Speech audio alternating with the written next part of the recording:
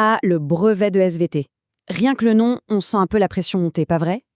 Et c'est tout à fait normal. C'est un sacré morceau, on va pas se mentir.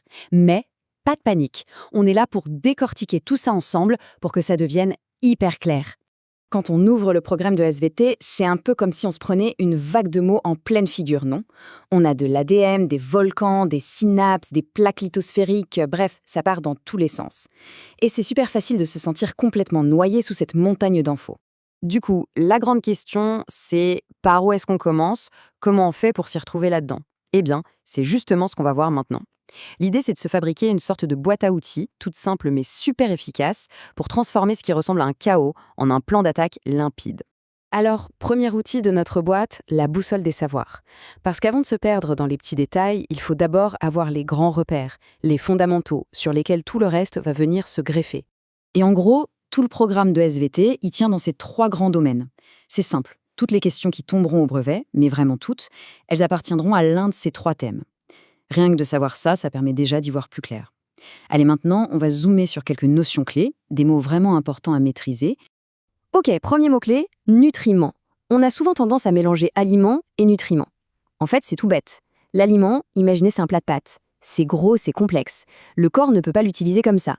La digestion, c'est un peu comme un chantier de démolition, ça va tout casser en petits morceaux, en toutes petites briques. Et ces briques, eh bien, ce sont les nutriments, comme le glucose par exemple. Et c'est seulement ces petites briques-là que nos cellules peuvent utiliser pour fonctionner. Allez, on passe à la génétique. Un autre mot super important, allèle.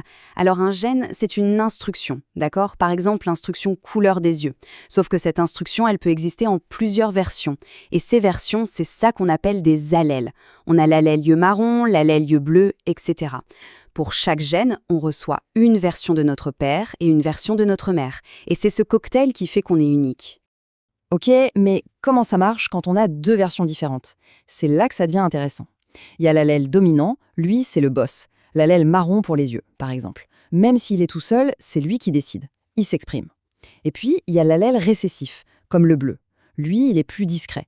Pour qu'on voit sa couleur, il faut qu'il soit là en double, c'est-à-dire qu'on ait reçu la version bleue des 2 parents. Attention, voilà un point où on se fait souvent avoir. La différence entre contamination et infection. C'est super important. La contamination, c'est juste l'étape 1. Le microbe a réussi à franchir la porte d'entrée de notre corps. Point. L'infection, c'est l'étape 2. Non seulement il est entré, mais il s'installe, il se multiplie, il commence à mettre le bazar. En gros, la contamination, c'est quand l'ennemi passe la porte. L'infection, c'est quand il commence l'invasion. Et on termine ce petit tour des concepts clés avec un morceau de géologie, la plaque lithosphérique. Pour faire simple, il faut voir la surface de la Terre comme un immense puzzle. Chaque grosse pièce de ce puzzle, c'est une plaque. Et ces plaques, elles ne sont pas immobiles, elles bougent tout le temps. Et quand elles se frottent, se rentrent dedans ou passent l'une sous l'autre, eh ben bim, c'est ça qui crée les séismes et les volcans. C'est un peu le moteur de notre planète. Voilà, on a notre boussole. On sait dans quelle grande direction chercher. Maintenant, il nous faut le deuxième outil, le plan d'attaque. Parce que, soyons clairs, connaître plein de choses, c'est super. Mais si on ne sait pas comment les utiliser pour construire une bonne réponse, ça ne sert à rien. C'est la méthode qui va faire toute la différence le jour J. Et ce plan d'attaque, il est ultra simple. C'est une méthode en 3 étapes. Une sorte de recette de cuisine pour une réponse qui cartonne. Étape 1, je vois que. Là, on décrit ce que les documents nous montrent sans interpréter. Étape 2, or je sais que. Là, on fait appel à notre cerveau, à nos connaissances de cours. Et étape 3, donc j'en déduis que. Là, on connecte les deux pour construire une conclusion en béton. Allez, rien de mieux qu'un exemple pour voir comment ça marche. On y va. Étape 1. Je vois que... On a ce tableau sous les yeux, qu'est-ce que je vois? D'abord, je vois que les 2 espèces de tortues vivent au même endroit et mangent la même chose. Bon, ça veut dire qu'elles sont en compétition directe. Ensuite, et là c'est le point clé, je vois que la tortue de Floride devient adulte bien plus vite et qu'elle pond beaucoup, beaucoup plus d'œufs à chaque fois. Parfait. Maintenant, étape 2, or je sais que. Là, je fouille dans ma mémoire, dans mes cours de SVT, et je me souviens d'un truc important, le principe de Gauss. Qu'est-ce qu'il dit? Il dit que quand 2 espèces se battent pour les mêmes ressources, il ne peut en rester qu'une à la fin, celle qui est la plus performante, la mieux adaptée.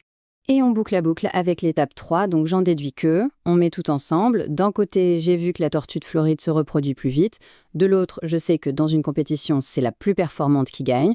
Donc, j'en déduis que la tortue de Floride est mieux armée pour cette compétition.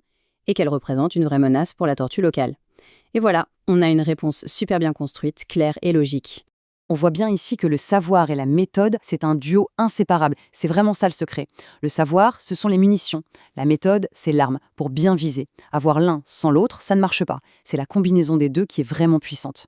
Et d'ailleurs, un truc super important à garder en tête, et qui devrait rassurer, l'épreuve de SVT, son but, ce n'est pas de piéger. C'est de voir si on est capable d'analyser des documents. Et la bonne nouvelle, c'est que la plupart du temps, la quasi-totalité des réponses se trouvent dans les documents. Elles sont juste sous nos yeux. Le vrai boulot, c'est de savoir les trouver et les utiliser. Bon, récapitulons. On a notre boussole pour s'orienter, les concepts clés. On a notre plan d'attaque pour répondre, la méthode en 3 temps. Il nous manque juste quelques derniers petits conseils pratiques, les derniers réglages pour être au top le jour J. Allez, la petite checklist de dernière minute. Primo, le temps. 30 minutes, ça file à toute vitesse, donc on ne traîne pas. 2 yeux, on regarde bien le barème. Pas la peine de passer 15 minutes sur une question à 1 point. Tertio, on cite ses sources. On prend l'habitude de dire « comme le montre le document 2 ». Quarto, on sort les surligneurs et on stabilise les mots-clés dans les questions pour être sûr de ne pas faire de hors-sujet. Et enfin, on respire. Pas de panique, on a bien préparé tout ça.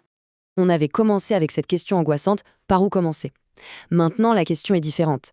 Avec cette boîte à outils, le savoir et la méthode, le brevet de SVT n'est plus cette montagne insurmontable. C'est un challenge, bien sûr, mais un challenge pour lequel on a toutes les cartes en main pour réussir.